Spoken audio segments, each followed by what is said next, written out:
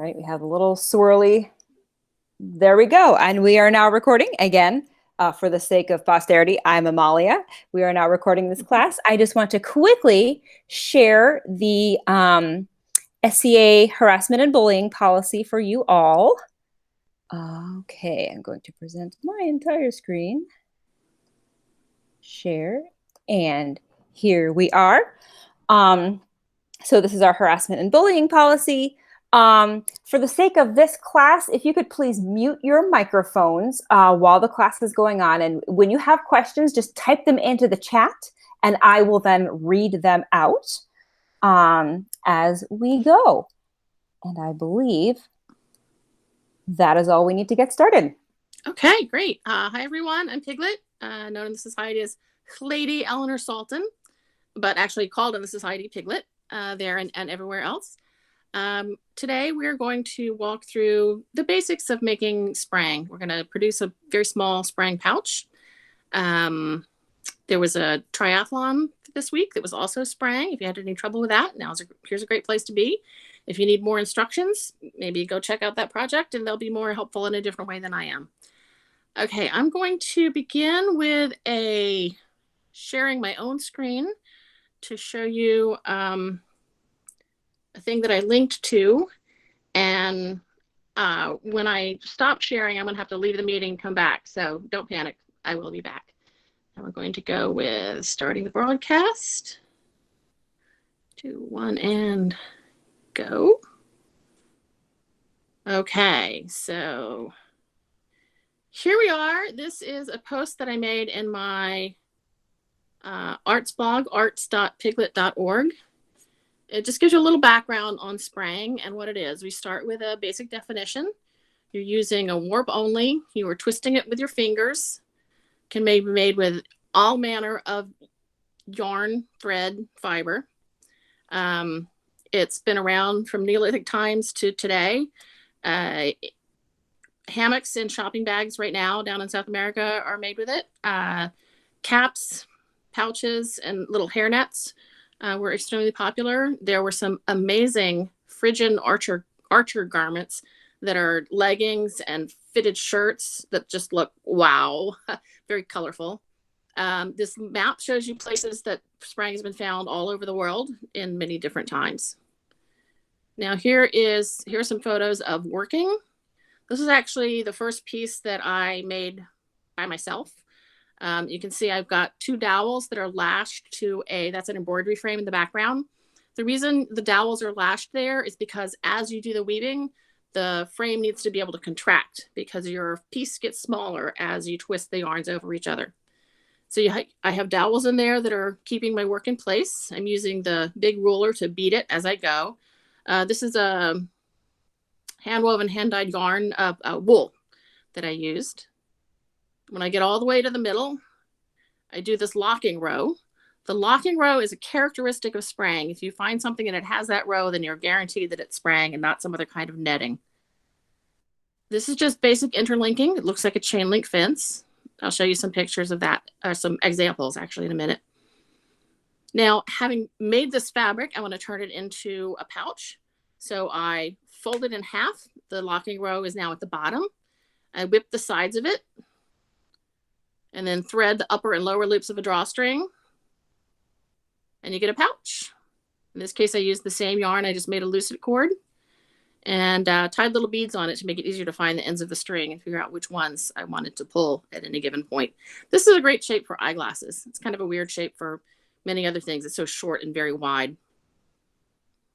I provide some links here, which I think I can share. Anyway, Fiala string pages are amazing. And something that it didn't exist when I wrote this is the Facebook Sprang group. Wow. There are some amazing artists on there who are doing modern Sprang work. It just will knock your socks off. It's incredible. Okay. I think that's it for this screen sharing. So I'm going to actually exit the meeting and I will be back.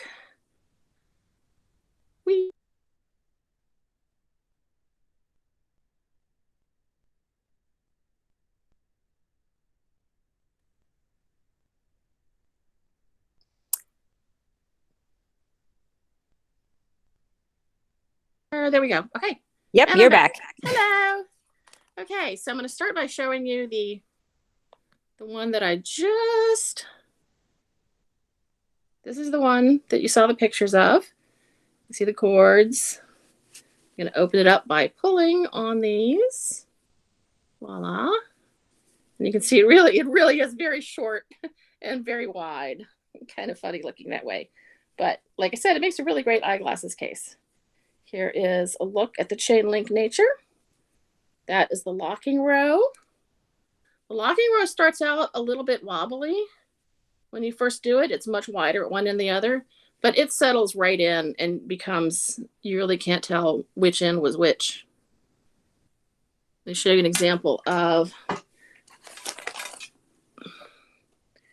here's an example where this is the this is the locking row on a piece in progress. And you can see it looks very wonky, but it becomes all pulled up and flat and nice and lovely looking and even, the same way this bag does. Okay, a couple of other examples of what the bags look like. This is one of my favorite pieces. I made it out of a variegated silk. This is all one thread in these different beautiful colors.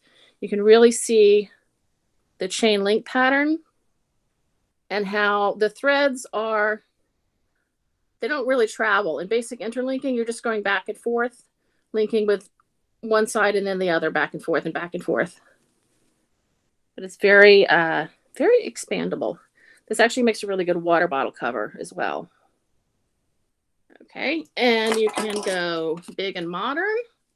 This is a piece, this is made out of polypropylene.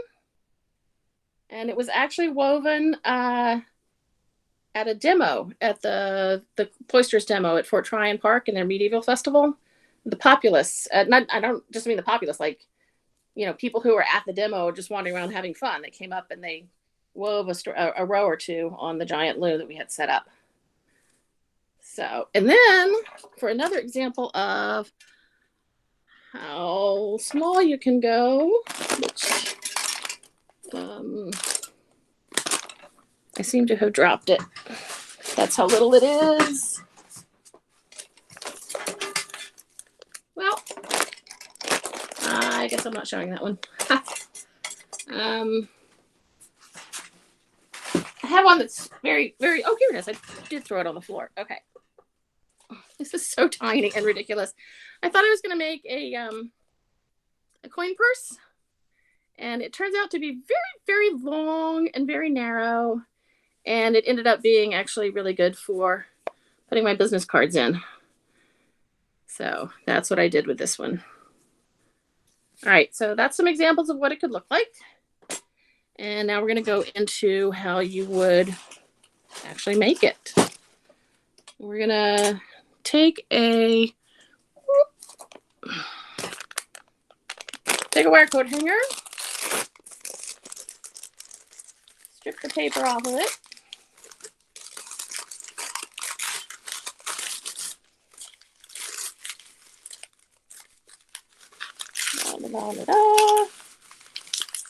Okay. Now we're going to bend it into shape. I've got a couple of different shapes going here, and ones that I've already strung up. You can see, here's one. You can see where I chose to make the bends. All right, and this one also works pretty well. On this one, I turned the handle in so I wouldn't poke myself. So kind of any shape is going to work, as long as you're somewhat square. So we're going to take it here and we're just going to force a bend. We're going to grab it here and here and just pull.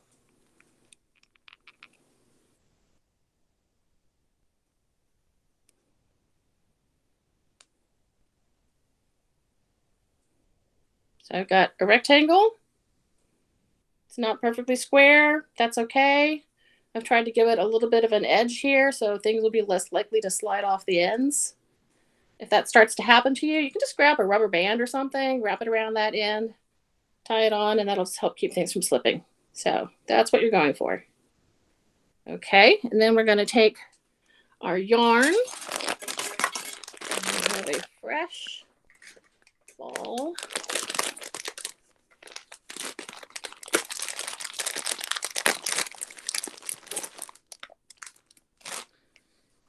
of yarn.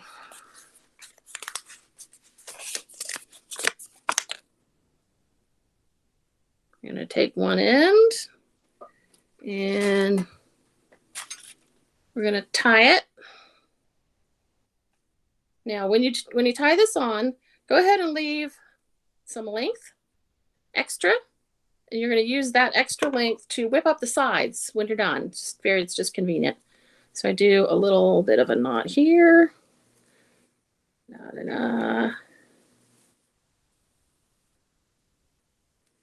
Okay, and now we're going to start looping. You want to go around an even number of times. You want to make sure you get a full loop all the way around. So you start at the top. That means you're going to end at the top. Don't end at the bottom.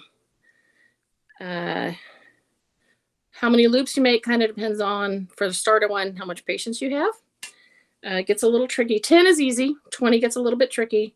You can drop things and get confused about where you are. 1, 2,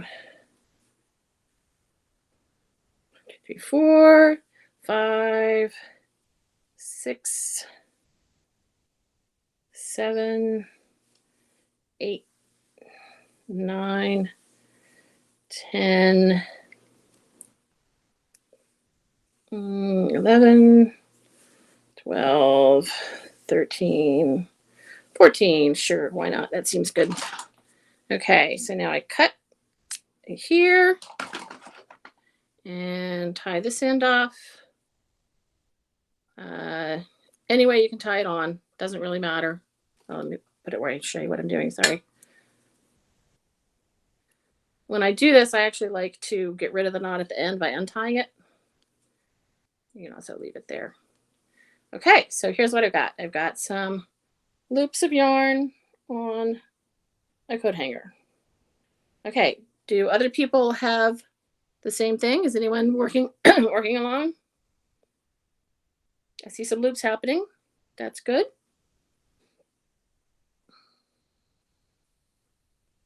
Okay, so while people are looping, I'm going to take a minute to talk about your dowels. You can use pencils. You can use double-ended or single-ended knitting needles. All of those work great. You can use chopsticks. You can use dowels. The size of the thing you're using is not, it will affect the mesh that you make if you push only to that so that it tightens around the dowel or the stick, whatever size it is. But a lot of the time when you're doing it, you're just using it to hold your work in place. And then when you move forward, you can continue jamming that work further up. And so it tightens to around the thread itself. And you can have a very tight mesh. It's not so much about the space. The one thing I do not recommend, plastic straws, turns out in practice, they're too slippery and they kind of spring out of the work that you're doing. It was cheap. It was easy for teaching with, but I think it added a little more frustration to the process than was necessary. So, okay. I showed you one on the frame that was already locked down. Here is one I've been working. Get the whole thing in the picture. It's made with a very tiny wool. You can see I have, you only need the one in the middle to hold your work in place. The work is here. Shoo, don't drop the dowel. Don't drop the dowel. Here it is at this end and also at the top end. Voila. So when you're doing this, you work your twist in the middle and then you push it to both ends. You're working from the middle to the ends. That's just the nature of Sprang, how it happens. Okay, so now we start with our hand position.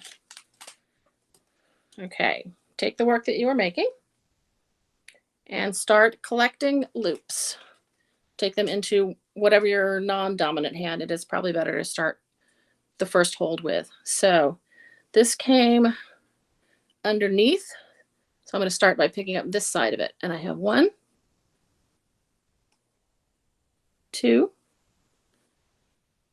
3, 4, 5, 6, 7, 8, 9, 10, 11, 12, 13, and finally 14. Now we sanity check that we have all the front ones. I started with a loop with a thread in back, and I've ended with it coming up from the front, so that's a good sign. Now I examine the inside, and I confirm that I can see the coat hanger, and there's no yarn crossing it. No yarn crossing the coat hanger, so I'm guaranteed that I have all the front threads of the loop in my hand, and the backs are behind them. Now I'm going to hold it with one finger inside, the hand behind, and this thumb will help control them. What I'm trying to do here is I'm taking all of the threads in this hand and I'm passing them into this hand, twisting them around each other. Okay, there is a pattern for the twisting. Bring up a handout. La, la, la, la, la.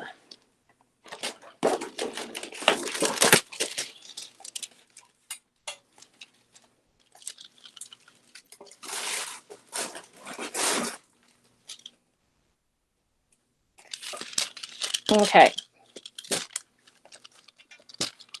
Oh, it's a mirror image, isn't it? Okay, that's not going to help you guys. No, to us, it's actually not mirrored, I believe. Try hold it up one more time. Okay. Yep, to us, it's the right way. Oh, the magic of video. Okay. So we are going to be doing this basic interlinked pattern. This is available online. I'm pretty sure this is directly from Fiala's string pages, which is one of the links in my blog post. So for the first row, you're going to take 2 from the front and swap it with 1 from the back. And then you go front, back, front, back, front, back, front, back, and you end up with 2 from the back coming forward. So you're going to have an even number again of strings on the front and in the back. Then for your second row, it's just front, back, front, back, front, back, front, back, 1 from each side, swapping them directly. That is how you get the twist to go first around one thread and then around its neighbor. Okay. Trying to figure out how to make sure you can see this. Okay, so I'm going to take, here's the camera. Okay, take 2 threads from the back and bring them to the front. And then I'm going to take 1 thread from the front and push it to the back. And now I have 3 threads that are controlled by this hand. Okay, so now it's 1. Woo! Can you move it a little bit more into the center? That perfect. Thank you. Okay, good. 2 from the back came to the front, 1 from the front went to the back. Now I go 1 from the back to the front, front to back. And we're having someone having trouble getting a knot started when you finish that row. If you can spare a moment once you're done. You know what? I'm just going to start that over again. Okay. Do you want to show? Let me unpin myself. Who is having a problem? I will pin you. I might have just solved it, but are we just tying like an overhand knot onto the thing? I thought I got confused. Yes, but leave a longer end than that. You want a very long end because you're going to use that to whip up the sides. Thank you. And yes, any way you get it on is totally fine. I like to do it in a way that I can just drop it at the end. But yeah, that's just a single.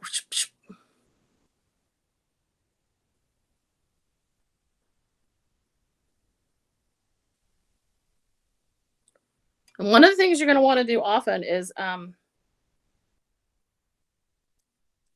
ripped out so much of my work when I'm spranging because you get lost on a row and then you just drop it and you start over and you just keep going. So don't be afraid to give up some rows and back up. Even if necessary, do the whole thing over. It's a learning experience and you will be happier about the work if you've actually done it than if you try to keep going, making mistakes along the way. You'll end up with weird holes in your work, and it just won't be satisfying. You can shove them really close together also. Yeah, that's looking good.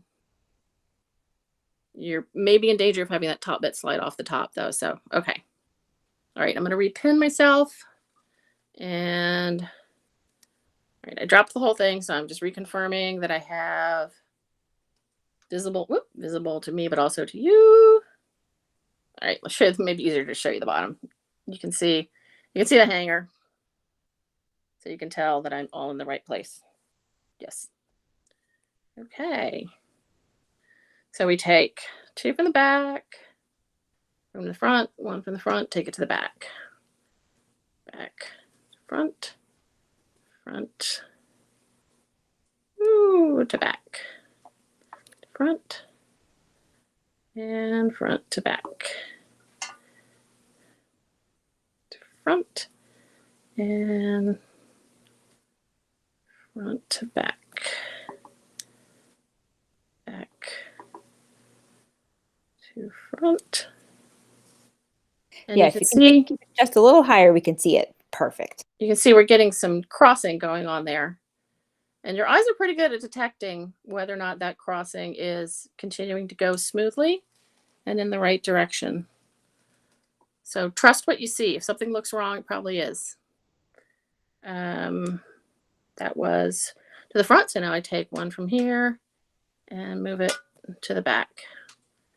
Back to front. Front to back. Phew. Back to front. Front to back. Back to front. Front to back. Back to front. Front to back. Back to front. Front to back. And yes, I talked to myself. Well, let me do it. Back to front. Front to back. Back to front. Front to back. Back to front. And I have 2 left over. So that tells me I did it right. Now I slide both hands in here. And I push the work to the bottom. Sort of wiggling the fibers. These fibers are a little bit sticky, so I have to wiggle them a lot to get them apart. Slide smoothly up to the top and wiggle. And now comes the part where I save everything with dowels. So I take a dowel and I put 1 at the bottom. And then I take another dowel and I force it up to the front. Okay. I'm just going to put my end out of the way so I'm not having to look at it. All right, so that was the first row. And if you forget where you were, you always can look at the end and you can see, do I have 2 threads on my end or do I just have 1? I have 2, so I know I started with 2, so now I start alternating with 1 at a time. So I take 1 from the back and bring it to the front. 1 from the front, take it to the back. So now these 2 threads are controlled by this hand, and I continue all the way across the row, back to front, front to back, back to front, front to back, back to front, front to back, back to front, front to back, back to front, front to back, la la la, as we go. Just alternating. Now you may be wondering, can I start front to back? Yes. You'll get a different kind of twist to the fabric. And you can use that in patterning. You also may be wondering, can you go left to right or right to left? The answer is again, yes, you may do that. And it just gives you a different result in the fabric. So now I shove that up again and force my work. And you can see I'm actually being pretty rough with the fiber here. Like I really want to just pack it on in. This is baby alpaca. It's a little bit sticky. I knew I was going to do that. So I do have to shove a little bit. It also grips the dowels nicely. Come down here and similarly just wiggle this in place. Shove it on down. No, really. There we go. Okay, so now take another dowel. Voila. Is this the same size dowel? Yeah, a bit close enough. Stick it in, shove it up to the top. Look how beautifully that packs in. And then another dowel, stick it to the bottom, shove that all the way down, and it flattens out very nicely.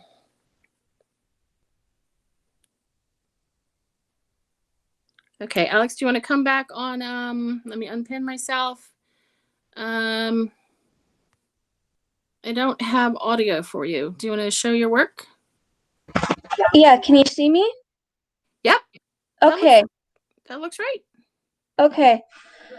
So I'm just worried that when I take the dowels out, it's just gonna look like a dog's breakfast and just fall apart. Don't worry about it. It's gonna be fine. All right. It's gonna be fine. Just don't like lose. I said, Don't leave your place. Always keep your hand in the middle. Yeah. Yep. Like I said before, the first time I tried through the internet, it ended in scissors and obscenities. Yeah. Well, part of it is don't be too hard on yourself. What's that? Don't be too hard on yourself. It's definitely going to be, Sprang by its nature is very twisty. As long as you're careful that you're doing the front and back, you're alternating the threads in the correct pattern, it's going to work itself out over time. It may look weird when you take it off, but then it will all smooth out and even out. Okay, let me pin myself again so I don't lose track. Okay, so now I know that I had one on my ending, so I'm going to take two from the back, and then go back to alternating one after the other. One to the back, one to the front. Woo! It's kind of twisted on me here. Okay, good.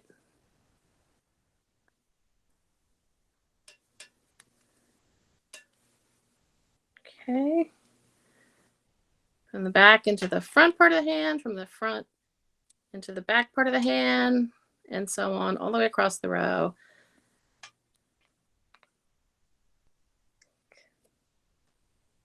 And, it doesn't feel like it's cooperating. You can see it's swaying all over the place for me. That is just the nature of the beast. That is how it works. Oh, Susan made it. Oh, good. Good to see you, Sue. Okay, I just took one from the back, so now I'm taking from the front to the back, and from the back to the front, front to back.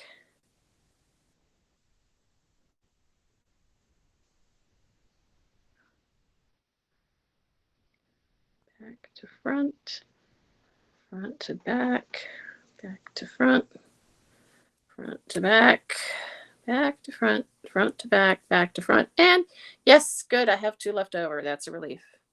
So I shove those behind, get my hands ready to shove some more. Take that stick and work it down. Take this upper stick and wiggle it up. Tighten, tighten, tighten. You can see I've got smooth crossings and a big amount of twist is building up. That is totally to be expected. That is just how it works. Since we're making a bag of this, when we fold it in half and stitch the sides together, the twist in one direction will be countered by the twist in the other direction, and you get a fairly even fabric. Now we take another dowel, and we slide one in the top. And we take another dowel, and we slide one in the bottom.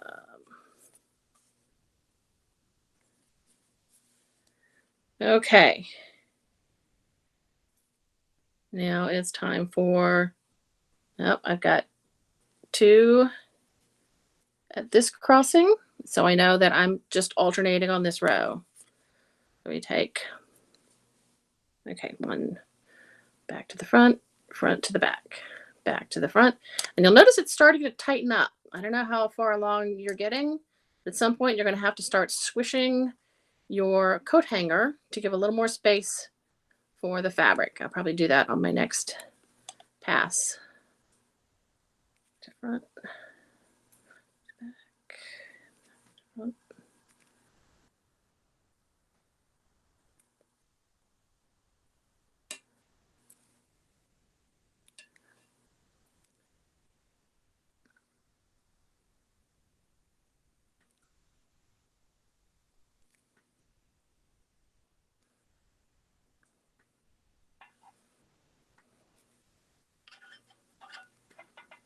And we end with 1.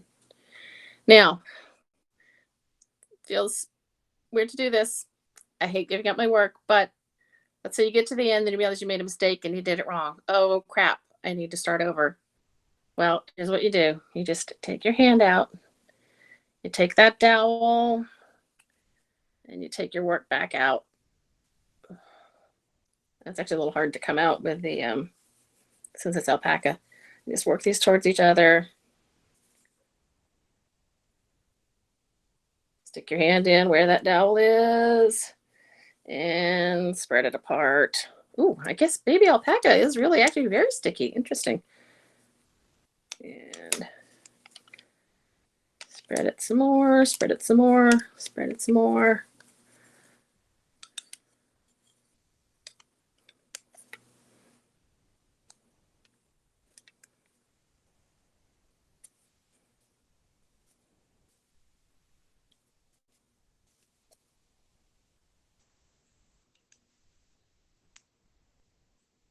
Yeah, they really wrapped in. You can see right here. Oh, my hand's in the way. See, alpaca is really bound with itself right there.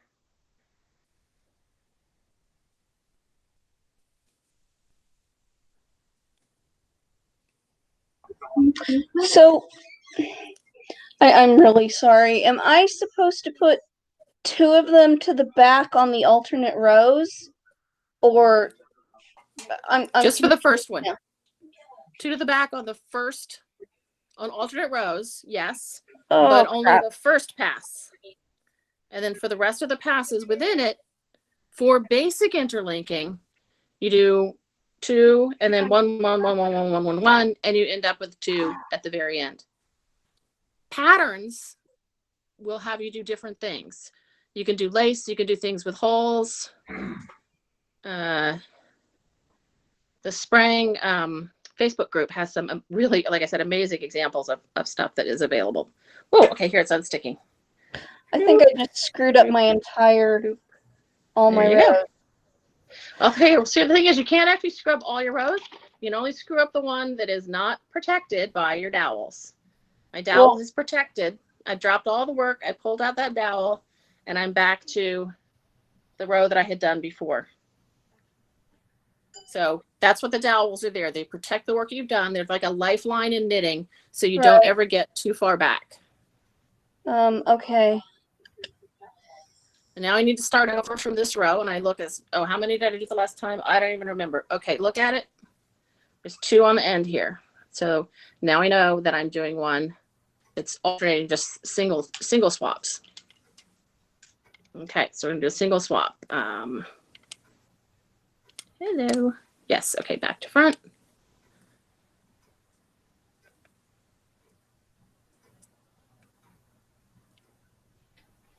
I'm out of camera. Yeah, there we go. I'm back in camera. Okay. And you can kind of see, like, as let's see, I'm really just holding the front ones. The back ones are sitting there. I'm not letting them come anywhere else, but the front ones, because of that cross, are keeping them grouped together. So I pulled one from the back. That means now we'll move from the front to the back to front, front to back.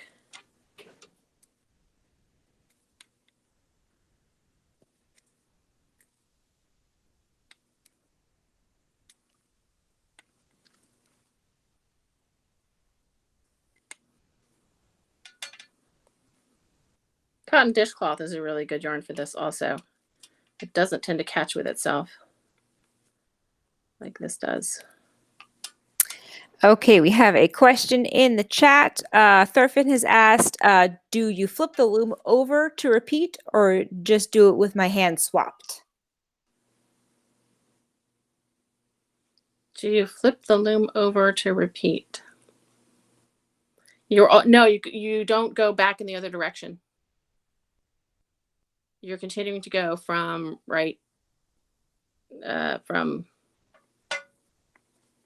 just take that hand back out and do it again. Maybe I misunderstood your question. Let me look at it in the text.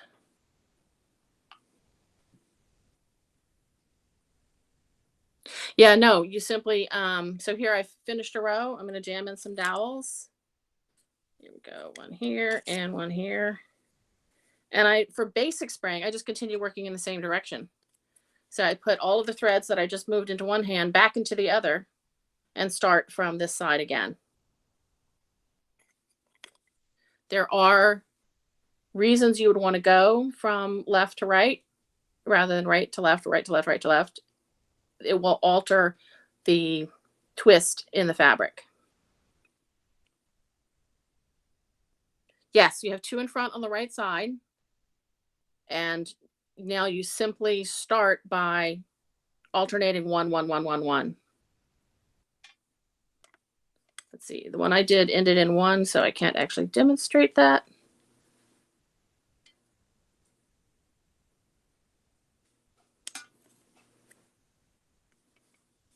And I have some funkiness going on here. Okay. 2, 1, 1, 1, 1, 1, 1.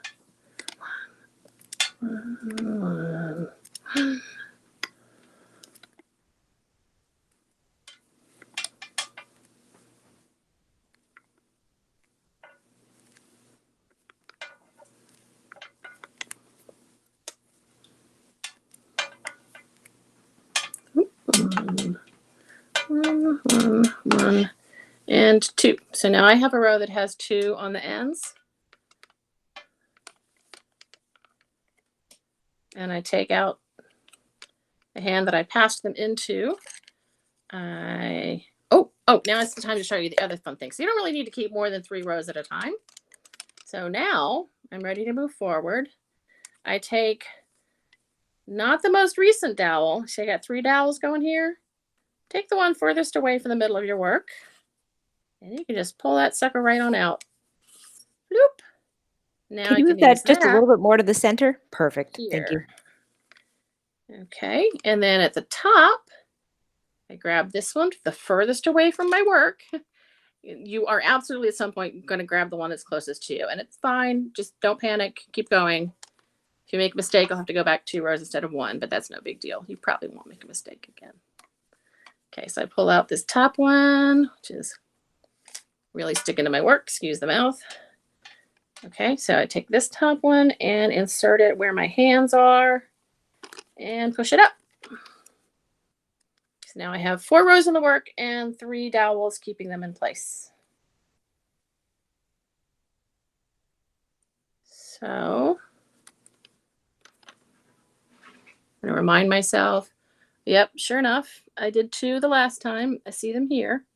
So I just start alternating with 1. So I take the one from the front, move it to the back. Take the one from the back, move it to the front. One from the front, move it to the back. And it's getting a little hard to work because things are getting really tight. So when I finish this, I will pause and I will squish my frame.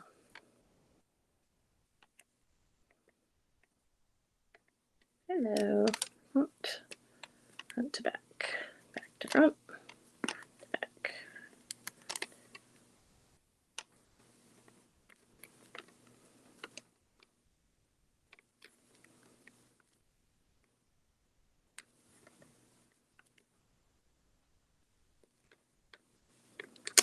Get that end out of the way. Front to back. Take this back one to the front. Take this front one. Force it to the back, and the back one to the front, to the back,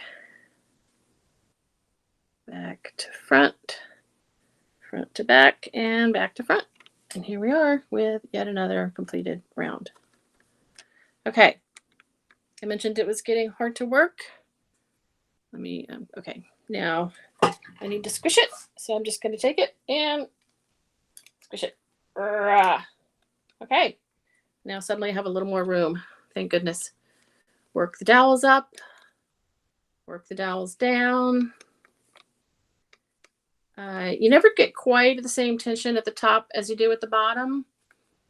Again, it's something that works out of the material over time. This perfectly gorgeous variegated bag is an example of that. Like, it's really even all the way through. And it didn't come off the loom perfect like that.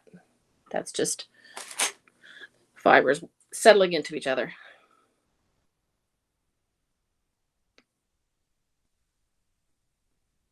Okay. This is a nice thick yarn, so I'm only going to have to do a few more rows before I get something that I can tie off. Let me get this visually out of the way. I'm wrapping it around itself. Okay. Last one I did was 1. Confirm that by checking the ends. Sure enough, that's 1, not 2. So we go in the middle of the work. 2, back to front. And then we alternate 1. Woo, stop twisting.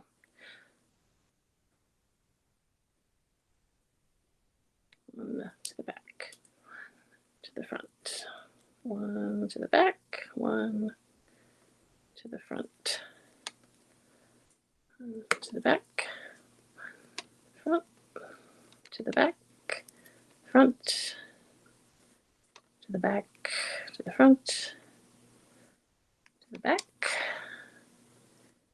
to the front, to the back.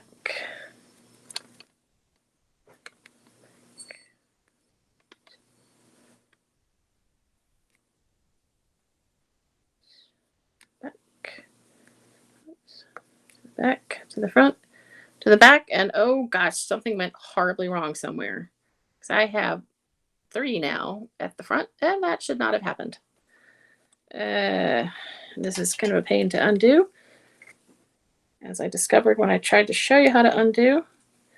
So I'm going to, instead of just forcing it, I'm going to just kind of take my fingers and pick it apart. I think that'll be a little easier.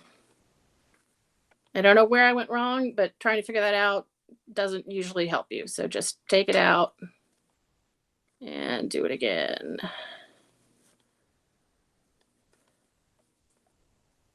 La, la, la, la. You can see what, yeah, you can see. Good. Okay. Pick it out, pick it out, pick it out. And oh, I think I found what I did. I had 2 right there going the wrong way.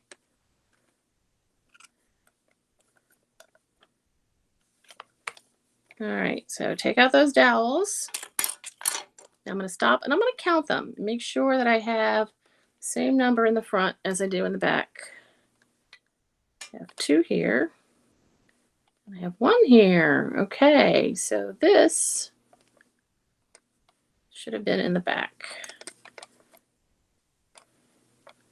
And we're just going to move it to the back. At the top and at the bottom. Somehow that one just got loose when I put the dowel in or something. It did not go where I wanted it to be. Okay. So you can see I've moved the back. Now let's count. I have 1, 2, 3, 4, 5. It's hard to show you because I'm counting. Okay. 6, 7, 8, 9, 10, 11, 12, 13, 14. Okay, now I have 14 in the front. And then literally also 1, 2, 4, 5, 6, 7, 8, 9, 10, 11, 12, 13, 14. Okay. 14 in the front, 14 in the back. I'm confirmed that my hand is in the correct position.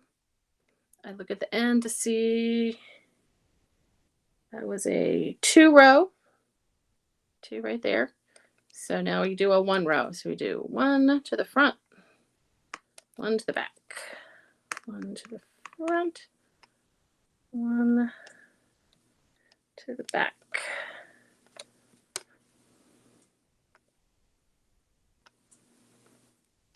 One to the back.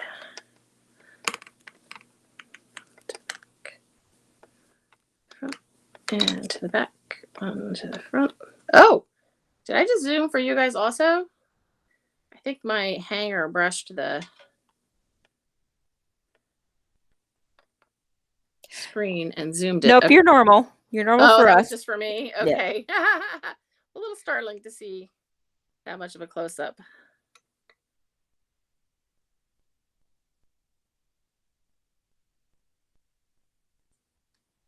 To the front.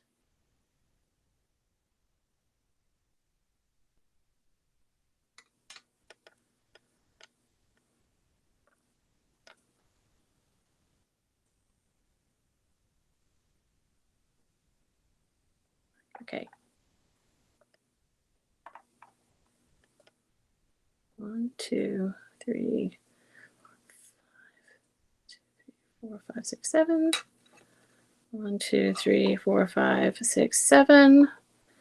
There we go. This one.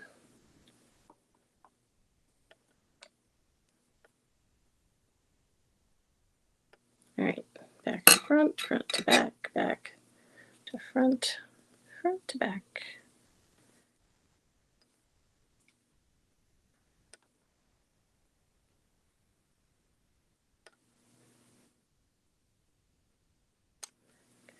Front and front to back. There we go.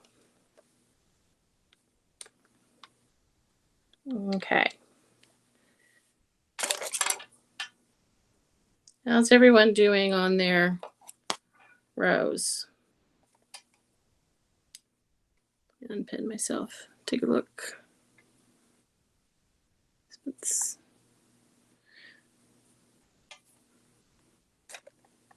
looking good, Alex. That is exactly right. You totally got this.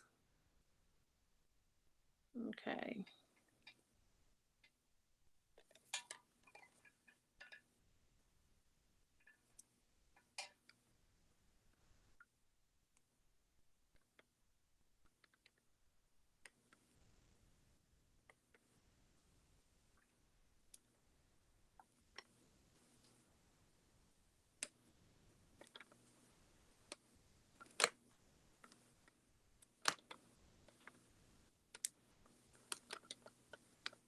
It's definitely something you want to do when you're not distracted. This is not a great craft for watching TV or being in this conversation. It's very meditative.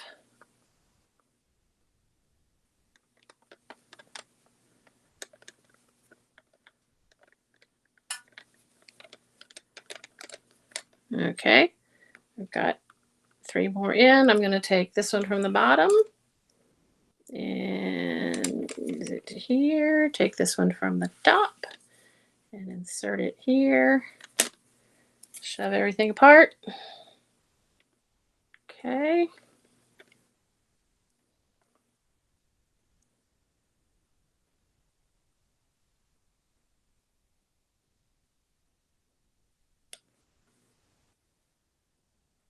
Okay, it's time to do the 2 thing. We take 2, 1, 2, sorry, 1, 1, 1, 1, 1, and 1.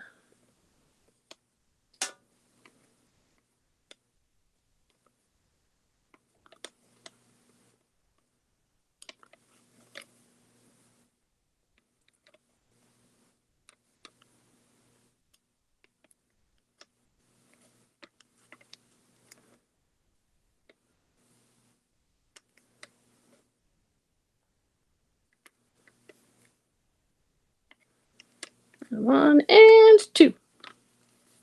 Okay.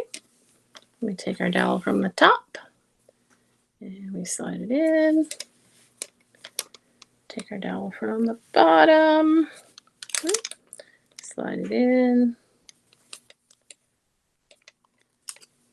Now it's time to go with the 1 alternating. And 1, 1. Ooh, it's getting tiny. Hard to get my fingers in there. Now at this point, when it gets really tight, if I want to go very small, I can continue with using a knitting needle instead of my fingers to move the twist onto. You have to be really stubborn to make that work, I have to say. I'm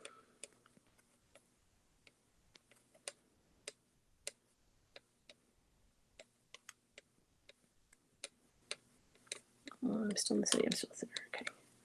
Front to back, back to front, front to back, to front, front to back, back to front, front to back, and finally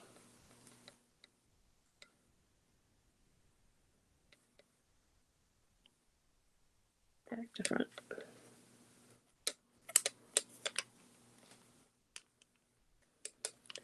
All right, let's work on the locking row. Let me stick one in here to keep my place. Now I've added a dowel just to mark where my hand goes. And I'm going to show you again the smaller one that I'd already pulled up and worked. This is dish cotton, which is really nice to work with. The variegated lets you really see the texture of what's going on and how they're locking around each other in a beautiful chain link fence pattern. Okay, now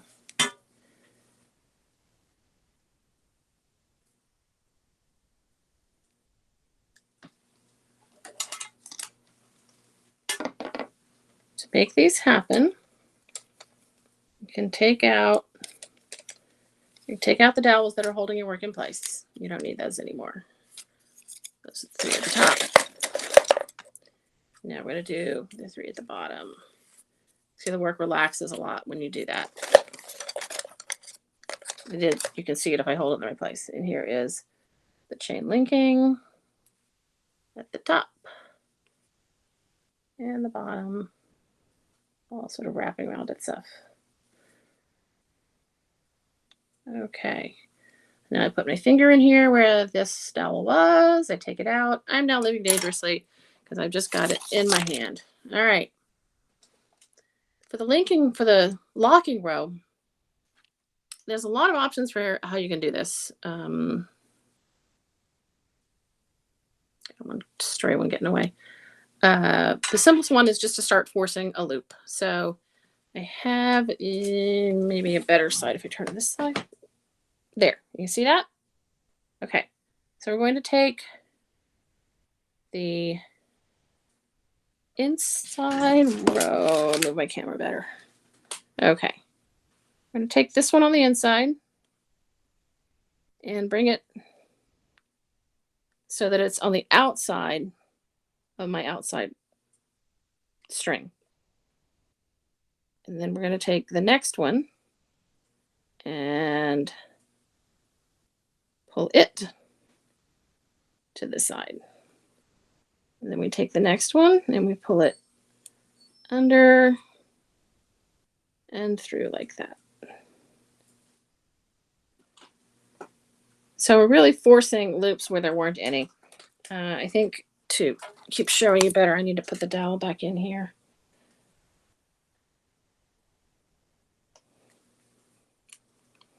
Okay. Should spread it out a little better. Yeah.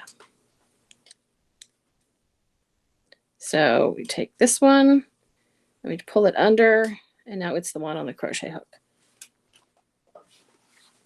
Perhaps this is a good position. Can you see that? Okay. Now Yeah, that's great. This one and pull it. Oh, don't drop it. We have this one is on. We take this one and we pull it underneath. Oh, there we go. And you can see here we're forming a little bit of a ladder. Oh, that's not there. We're forming just kind of a ladder. It looks terrible. And that's fine. So keep going. It's all going to work out.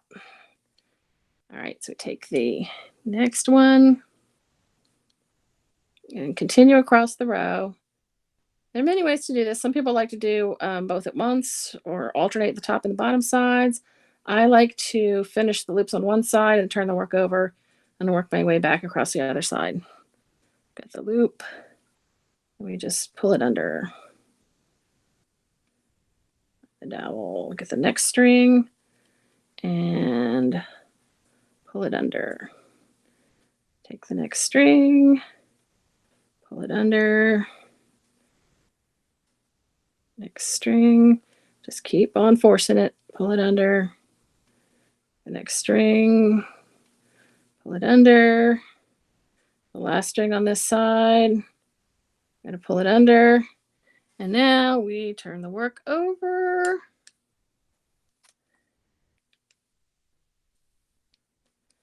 And work our way back across the work with the strings that are on this side. So here's my loop. And now it's kind of looking more like loops. We got to the end, it's really starting to form a loop. We take this one on the very end, pull it through. Now it's trapping the one in front of it. Same here. Pull it through.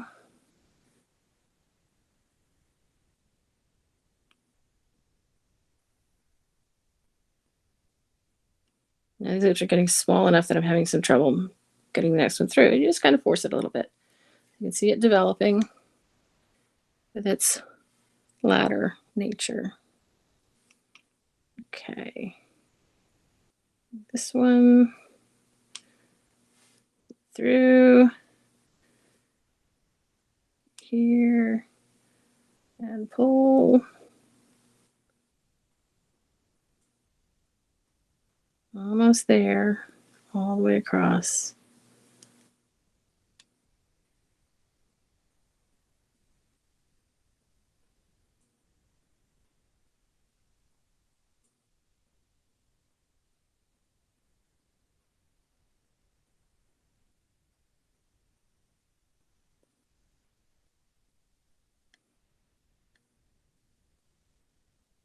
This will be the last one.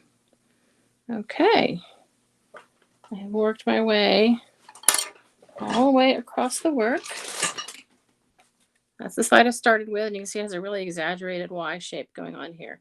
So that's the first one that I faked the loop into. And we continued around the edge of the work.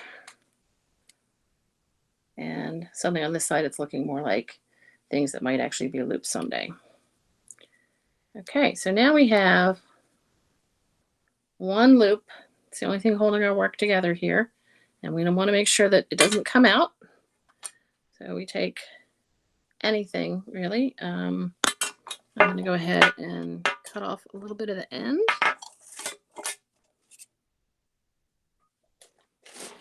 Got my scissors. Oh, here we go. This little extra.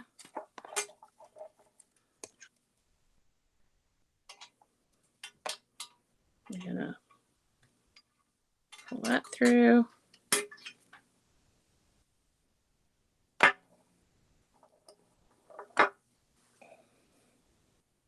So now I have some string going through that loop, and I'm just going to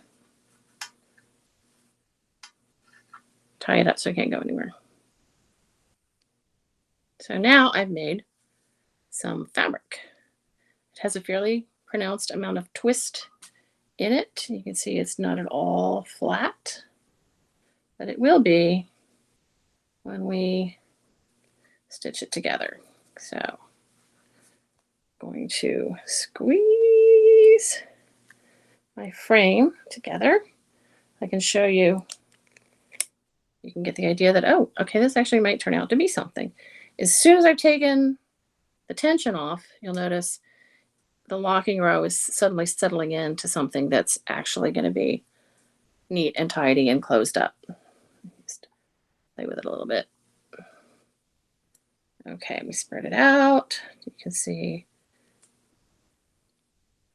there's some chain linking going on. This is a very loose weave. It's a big yarn, and I did not jam it super tightly. So that's what's going on here. Okay, now the final steps to make this into a bag. We're going to take this yarn right here, and we're just going to whip stitch the sides together of these rows. Obviously starting from the top and working our way down. So let me grab a yarn needle. Oh, yeah, I moved everything.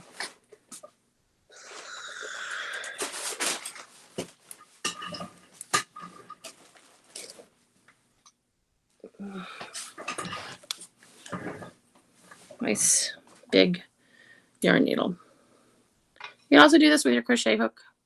Just a little bit faster to have a needle. So I thread, where's my camera? Thread in here.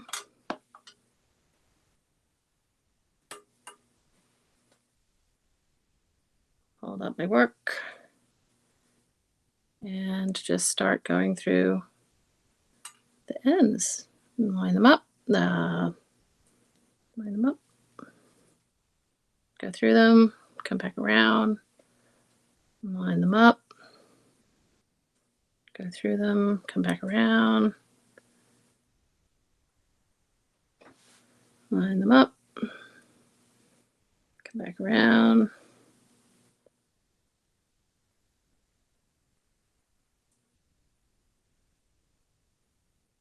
It's hard to look and show you the camera at the same time, but I think we're getting it. Line them up, come around.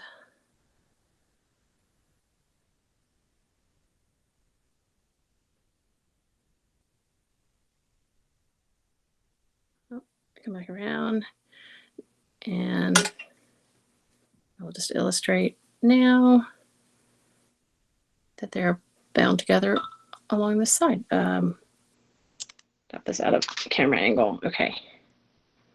So here's the part that has been stitched together, and it really just sort of disappears into the work. So that is the start.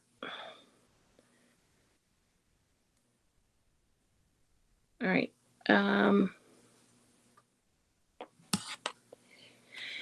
If you want to be super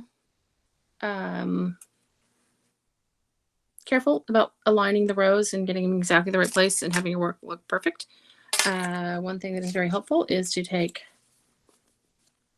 safety pins, or alternately this kind of safety pin. These are French pins, just something, there's so special name for them. And they have a loop instead of a twist on the end. Look like this. And so you are able then to go through and very carefully pin the ends of the rows together and make sure that you got exactly the ends of the rows and they're lining up with each other and you're going exactly the place that you want to be. All right.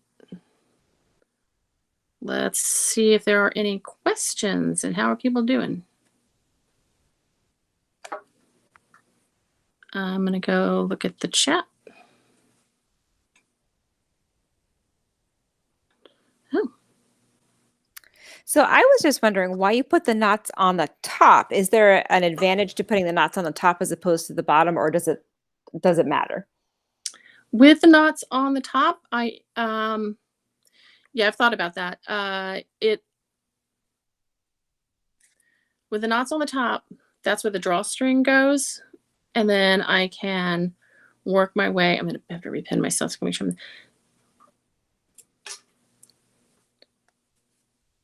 with the knots on the top, when I start weaving them, the sides together, then I start whipping from the top to the center loop, and then I can hide the end in the locking row.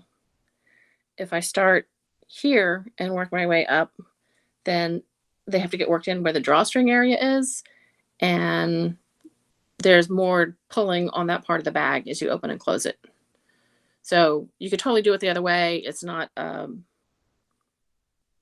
there's no technical reason other than I just preferred to hide it down here at the bottom of the bag. So yeah, it totally works. With a thicker string, was that the question?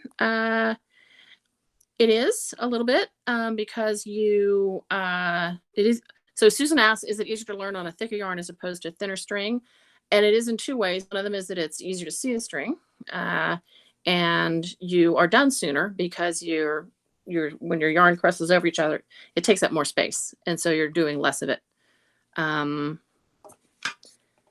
It is also easier to learn on a smooth string rather than one that's too sticky because that'll get caught up in itself.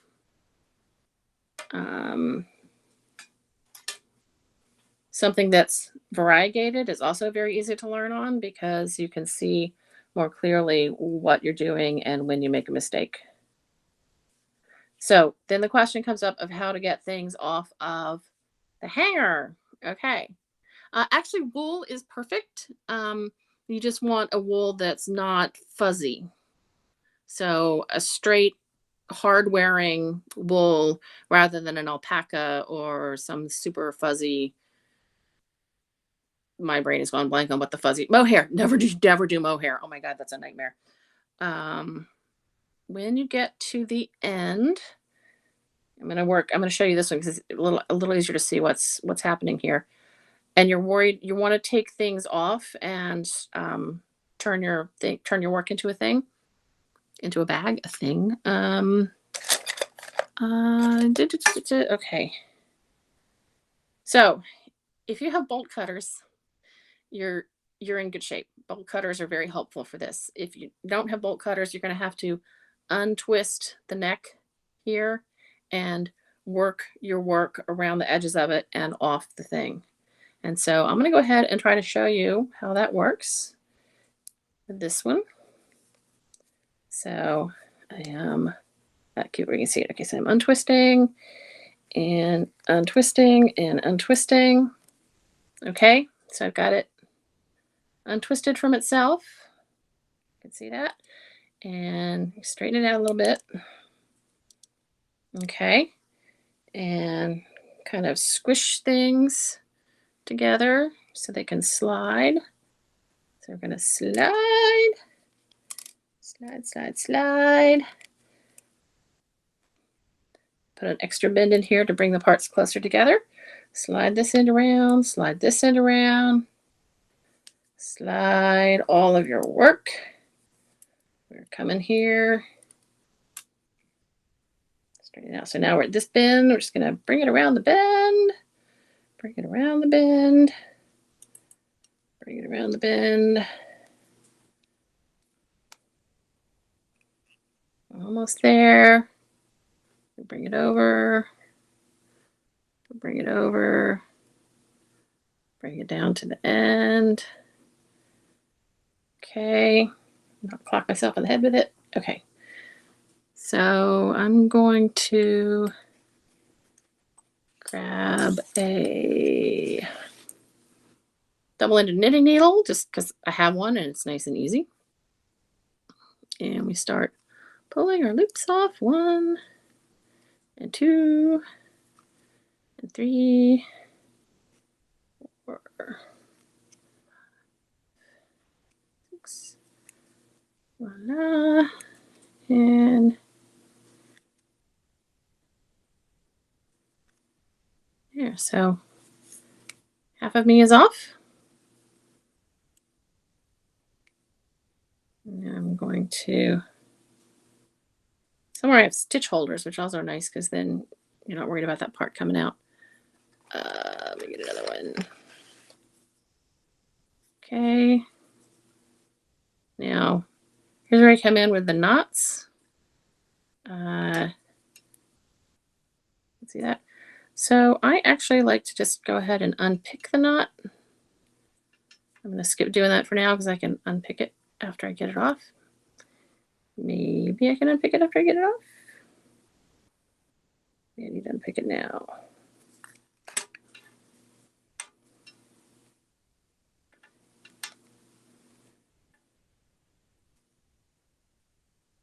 Here it goes. All right, got the knot off. Let me continue with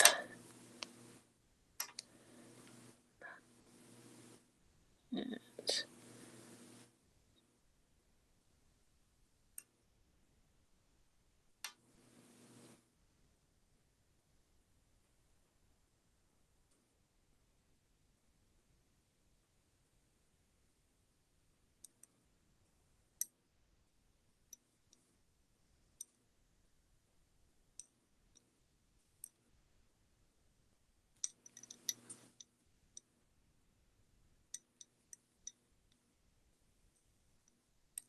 wiggle, wiggle, wiggle, wiggle, wiggle. Okay, now this work is off the loom. And look at the amount of twist in there. So you can see what I was saying earlier about how this is all twisting this way. The part that you push to the bottom all twists the other way. When you fold them in half to make the bag, the two twists counteract. And yes, you will definitely notice on one side is longer than the other. You notice that my locking row shows up on one side of the bag rather than directly at the bottom. That is a thing that will work itself out once you have connected the sides and whipped them together. You can see it's a little bit easier with the variegated to see like where the row changes actually are. So I'm going to show you the safety pin trick while I got it right here. Get some pins going. Okay.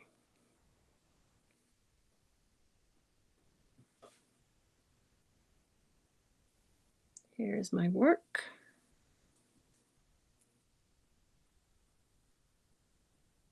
That is what? That is my knot. Okay, let's get the knot out of the way.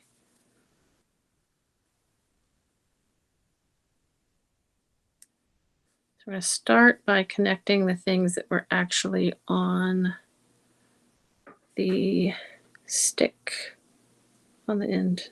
Just do the loops together. 1 and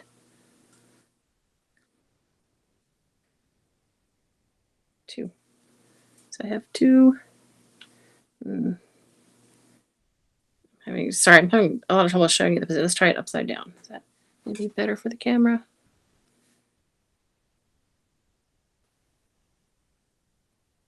There. You can see I've got the safety pin going through the top loop. And I pin it up. Now I take another one.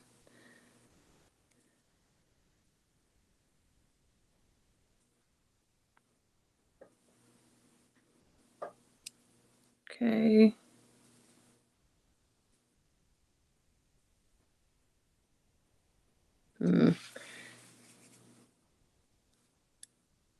Holding this so we can both see it is actually a little bit challenging. All right, move that out of the way. Dark.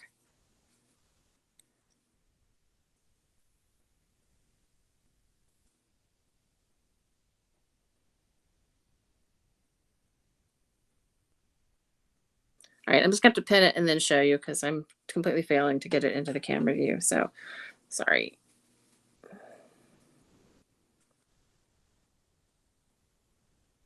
All right, here's my pin. Put my next pin above it to the end of the row. And then on this side, same perspective. Try to go for this.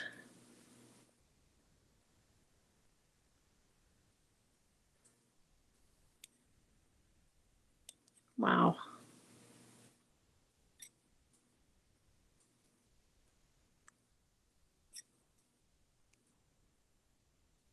Okay, so the next pair of the ends of the rows is pinned together here.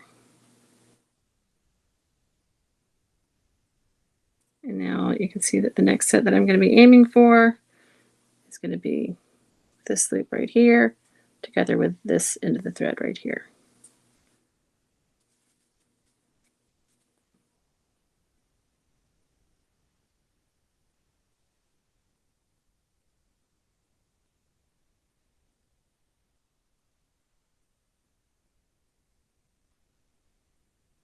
I'm going to unpick the knot that I had.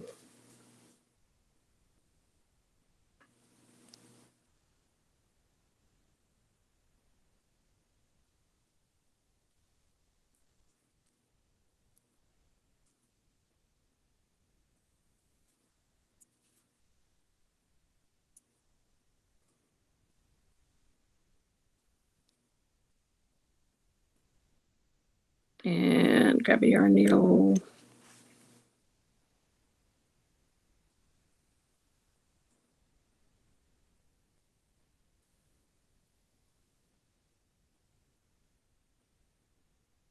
And now we can go, shoo, okay, we're going to go right through where the first pin is. And then tug on the second pin to see where the next pair goes and just stitch right through it.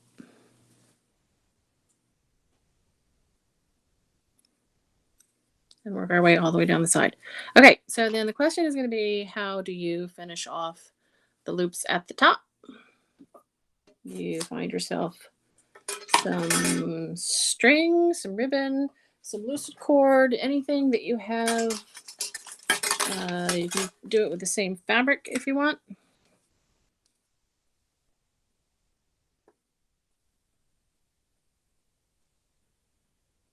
I have miles and miles and miles of cord made in different ways because I love making cord that's tied together. Let's take one that's not tied together. Here we go. Here's some cord.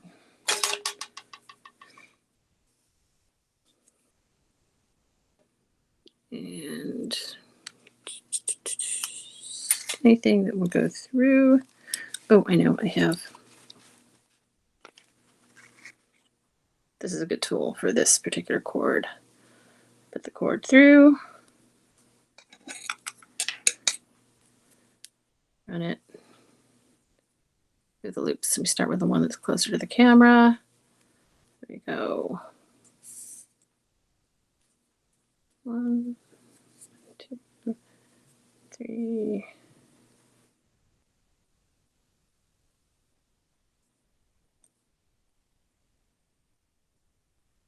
We'll just let the yarn.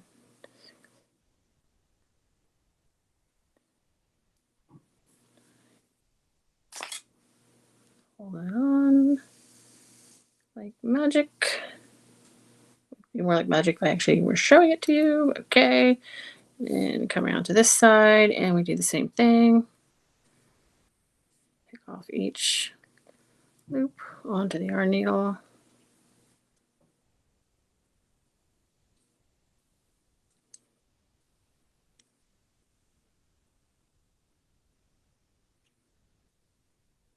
And it's here. And we pull. That is our drawstring.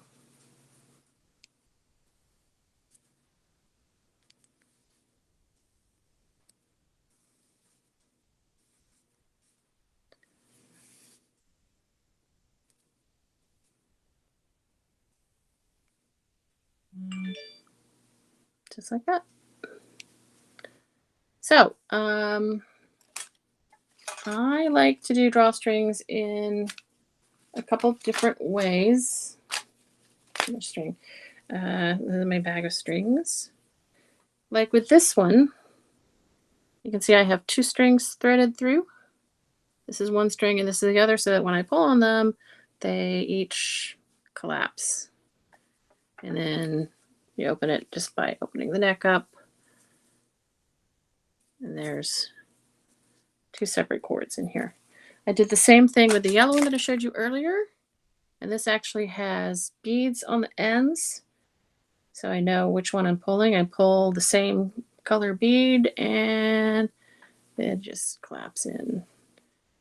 Because this was wool and a little bit sticky, I felt I needed some support to open it. So to open it, I just grab these other color beads and I pull, and the whole thing sort of gently slides apart. And I stick my hands in there. And voila. For the smallest one, which was going to be the change purse, and which is so tiny I've lost it again. Oh, here it is. I have just one string through and pull it to loosen it. And then open up the top when it's as full as open as I want it.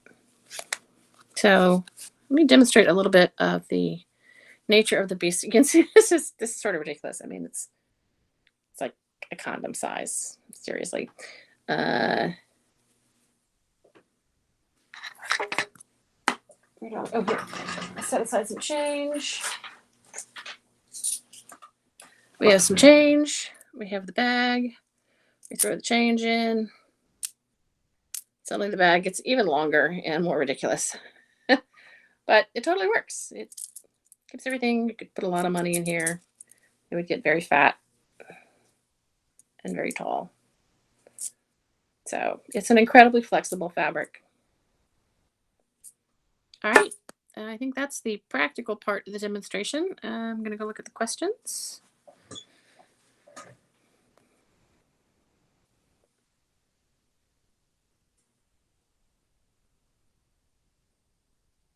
The warp canceled out on... okay. Thorfinn, can you show me what you're doing? Just turn your camera on and I will find you and pin you so I can see. I mean, I have enough light here for it to really be all that visible. This seems to happen every other row, but like, is this at all visible? Yeah, it's visible. One thing you do is just kind of spread it out and let me see the work above Yeah, and below I'm trying it. to get a... See the fabric? Yep. So the bottom winds up being just individual, separate. Oh, you're just separate. You're twisting around and stuff. Okay, so probably what's happening is you're not doing the alternation. So on one row, you start with 2, and then you alternate 1, 1, 1, 1, 1, 1, and you end with 2. Then in the same direction you just went. So if you were going from right to left, again, you go from right to left. You alternate 1, 1, 1, 1, 1, 1, 1, 1. I tried that. That's what I thought I was doing. Okay. Do it now and let me watch you. I kind of want to undo the whole thing, so I'm gonna start Go right ahead. Yeah. Yeah. I undid mine. How's yours going, Alex? Sorry, I ended up undoing mine because it canceled itself out as well. Okay. I have another one in progress, so I will take this one up and try to walk through it again. Okay. For everyone's benefit. You can see it, okay? So real quick, the very first row, it's 2 and then 1, 1, 1, 1, 1, or is it 2, 2, 2, 2? It's 2 and then 1, 1, 1, 1, 1, 1, 1, 1, 1, and you end with 2. Okay. I'm gonna be a moment before I have this undone. That's fine. I've grabbed this one that I have partway done, and so then when you start with the 2, is that just for your very first row, or is that every other row? It's every other row. Okay, so you do 1. It starts with 2. You do the whole row. Then you do 1, 1, 1. Then you do 2, 1, 1, 1, 1, 1. Yes. So it's like row A and row B, row A, row B. Yes. Okay, thank you. Yes. And again, that is just for this specific pattern of basic interlinking. There are many, many other ways that you could twist it. Oh, bye, Kick. See you later. Thanks for stopping in. Okay. Oh, I'm sorry. I need to pin myself, or I will have no idea where I'm holding things. Okay, so I have some in progress. Yep. Just confirming it really was basic that I was doing. Totally basic. Okay. I look at the end to see, because I left this off a long time ago. Let's look at the end to see how many. This appears to have been, yes, I ended with a 1. So now I'm going to start with a 2. So I start with taking 2 from the back and bringing them to the front. Front to back. Oh, this is very tight. Back to front. This is too tight, and I'm going to need to loosen up my frame if I'm going to get anywhere at all with it. So I can't work. So do the thing where I just kind of push it down a little bit. Okay, now I've got a lot of room to work. Ooh, maybe a little too much. Okay.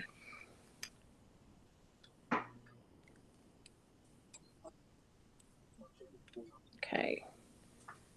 2 from the back, the front, to back, back to front.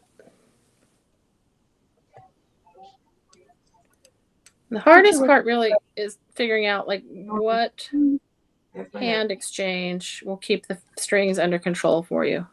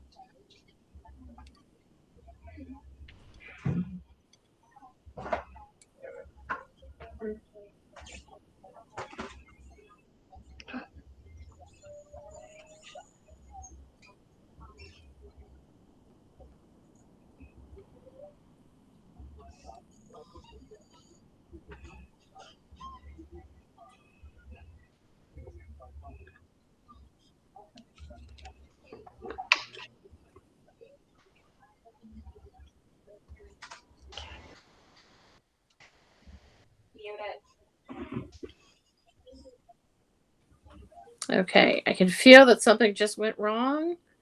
So I'm pausing to see if I can figure out what it was.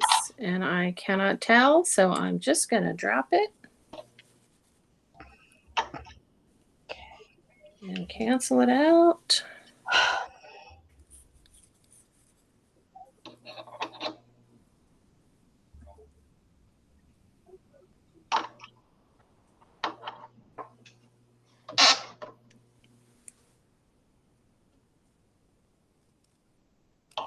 And stick it. Okay, now my dowels move smoothly. So everything is separated. All right. Kind of living dangerously here because this one only has one set of dowels in it. All right, reconfirm one more time. Yeah, we really just one. So now start with 2 from the back.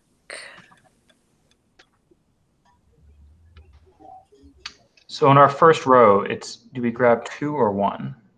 On your first row, for the first grab is 2, and then you alternate 1. And my last string is coming up the front. Yes. Are you moving from the front to the back or the back to the front? It'll go the other way. Back to front. So if you're moving back to front for the first one, then the last set will be front to back. Yes. But I mean like the last string on my warp.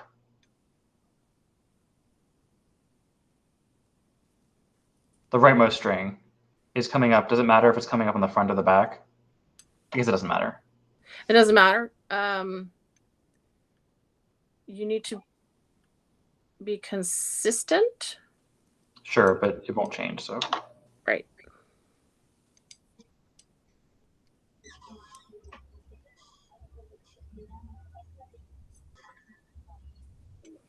And I'm really using this left hand is, you can see I've got it very tightly together. I'm controlling these strings to keep them flat and to kind of hand them off in order to this hand, in which the hand I'm passing them into, I keep the thumb and the forefinger squeezed flat. But the ones in the back, I just kind of let float so they don't get caught back in the other hand. But I'm not so concerned about managing them because I can do that when I exchange hands.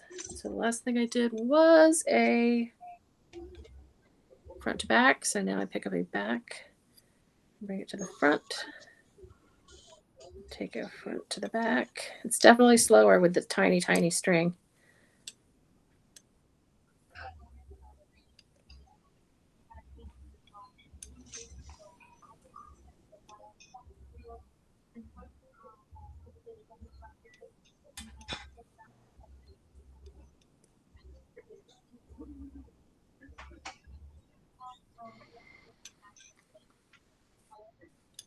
Hmm.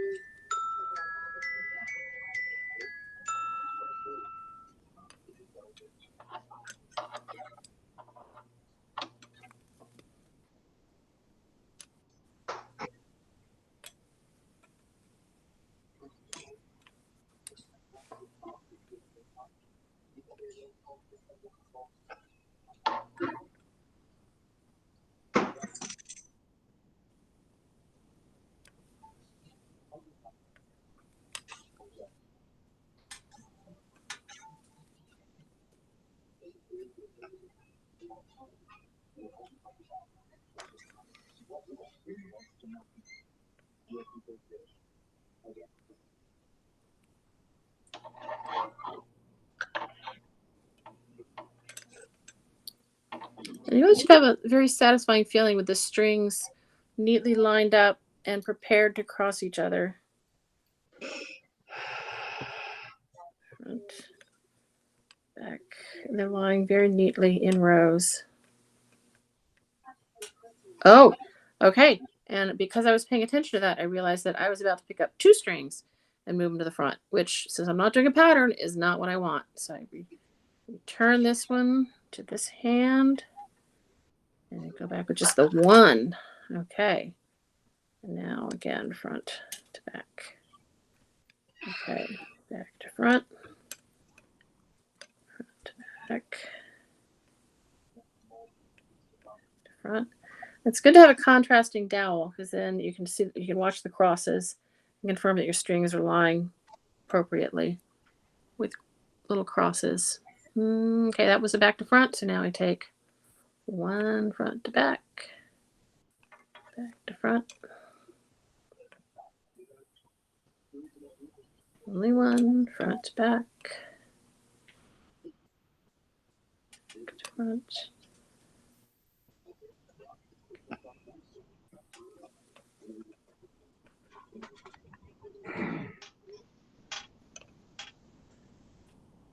As we're trying to cross, spread them out if I'm in doubt.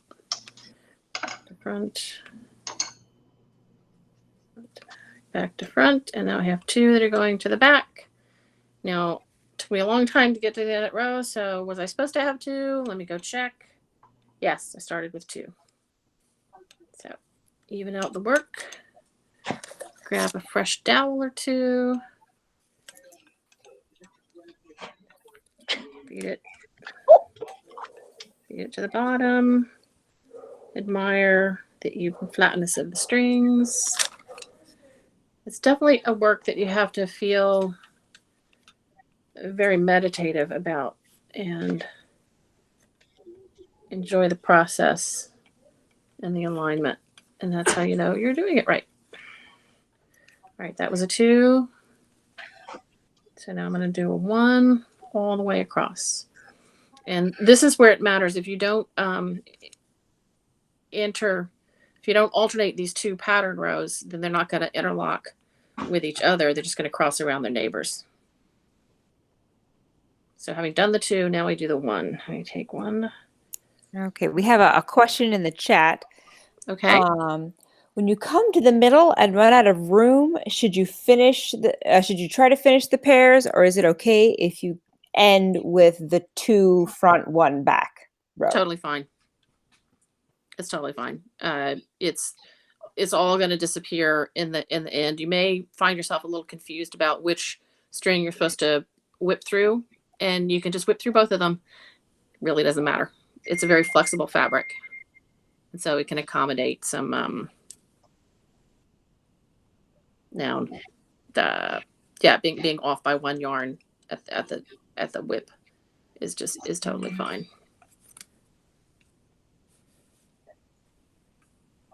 Such pretty yarn. I really like working with this. This is a hand spun that someone gave me. I have absolutely no idea who. All right, 1.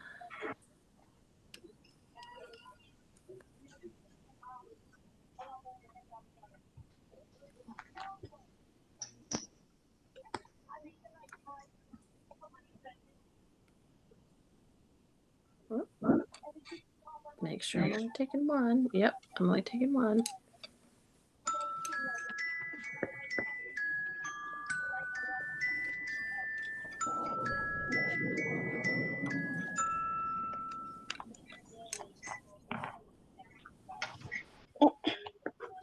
So I need dog ass all over my dowels. Mom. What? Huh? I've been on mute pretty much the whole evening. But you're not on mute now. Oh my gosh, I'm so sorry. I thought I was on mute, you guys.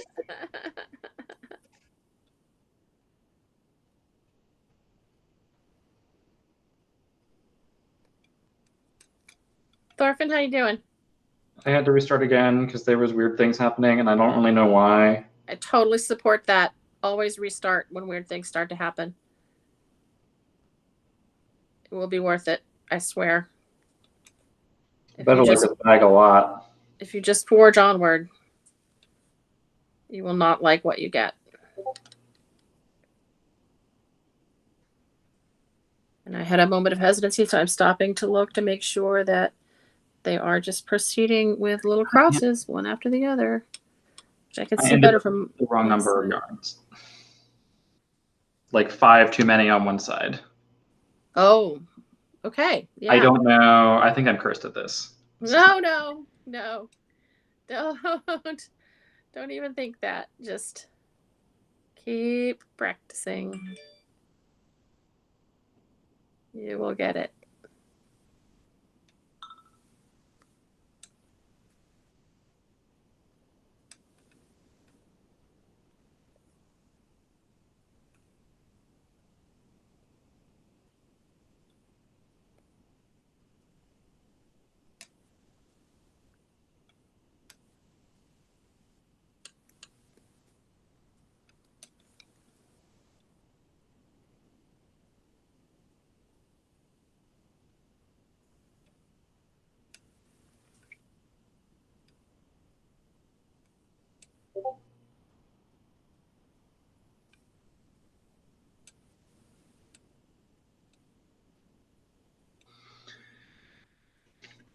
Do you have an easy way to get to split the front and back when you first pick up the yarn off of the loom? Yes, if you pick them up one strand at a time, close to the loom itself. And it's really easy to see which side is, that you're not crossing over. Thanks, that is much easier. No. Yeah, picking up from the middle is not easy. Okay, so now I'm getting to a place where I'm not entirely sure which one of these next two threads. You can see how they're kind of crossed over each other, and I'm not sure which one I'm supposed to get. So I just pause for a minute. I stick more of my hand through here, and I separate the work to see where it got twisted. And I can tell from the twist above. Oh, that's it here. Let me put my face behind it. You get some contrast. There, you can see up at the top, it's easy to tell which one belongs on which side. So I just separate them up there, and then that tells me which one is the correct one to have in front down here where I'm ready to pick it up. So confirm again. The last one went from the back to front. So now I know that this is that front one that I want to push to the back. And that otherwise I would have a little bit of a bend in a wiggle in my fabric. It wouldn't be a smooth chain link. Now to the front. And now the front to the back. Let's see how neatly they line up. Anytime you're in doubt, just spread things apart. It makes it very clear what's happening.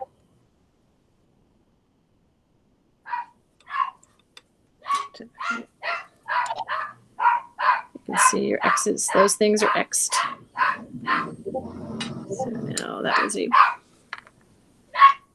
to front. Now, sorry about that. My dog likes to really let everyone know when his person comes home.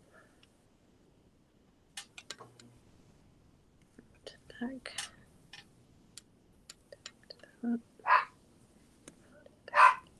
Front and front to the back, and voila. I want to make sure I did it right. Just spread it out. Now, let me stick a dowel in here. I'm nervous. I'm about to spread it too far. So stick a dowel in the middle. Spread my work apart. And admire the even crisscross that is happening. I'll use my face as some contrast. Okay. Work the rows down. down and down. And sometimes you just kind of have to force it, like with tablet weaving, the twist. It catches on itself. That's pretty close. Oh, and I need another dowel for the upside.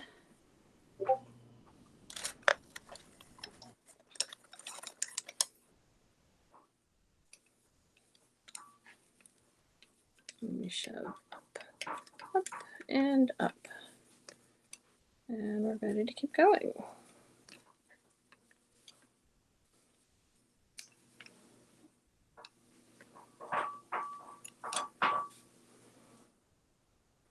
All right.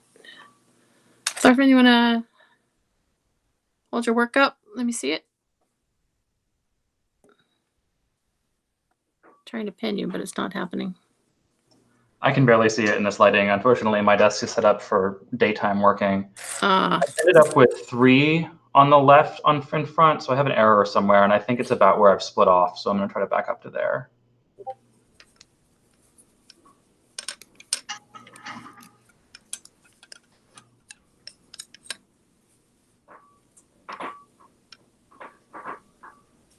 Yeah, there's not a single pouch I've made that I haven't ripped all the way back to the beginning, at least once, probably more than that, while I was doing it. Even with the dowels, like if you make a mistake up here and realize it too late, just start the whole thing over.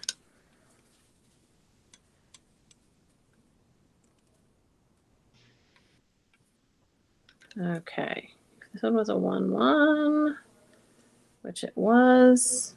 You can see just 1 in the cross. And this is why it's important to keep the work reasonably taut. You don't want it too tight that you can't cross it over. But if it's loose and floppy, then these fibers can cross over each other. And then you're just off somewhere and crossing things that shouldn't be next to each other. So 2 from the back. Yes. 1 from the front. 1 from the back. Only 1 from the front.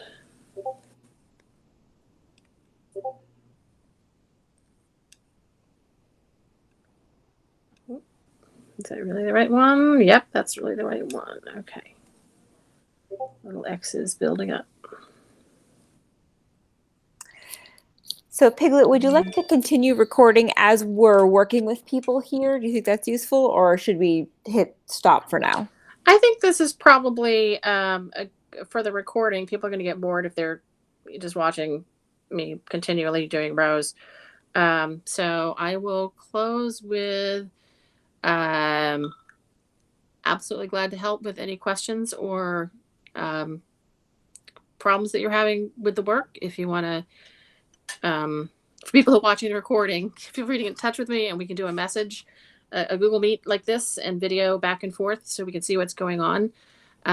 The Sprang Facebook group, the Fiala's Sprang pages, and that link that someone in the chat recommended was spranglady.com, I think. Yes, I will put all those Also a links good back one. in one more time so you can check those out if you came in late. And thank you so much. This was very helpful. Oh, good. I will stop the recording now. And I'm willing to stay here as long as everyone else is. So. Okay, can you walk me through this so that I know that I'm not doing anything dumb?